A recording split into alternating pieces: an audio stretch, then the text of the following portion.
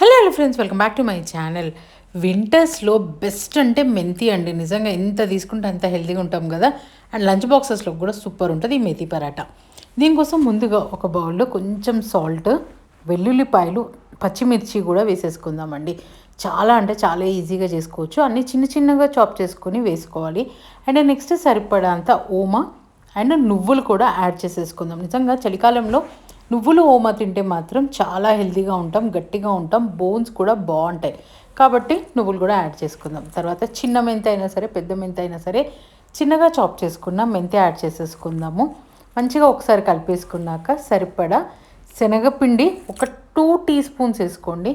తర్వాత గోధుమ పిండి కూడా మీకు ఎంత కావాలో అంత వేసేసుకొని చపాతీ పిండిలా కలిపేసుకోవడమే అండి. చాలా అంటే చాలా ఈజీగా చేసేసుకోవచ్చు. ఫటాఫట్ అయిపోతుంది అనమాట.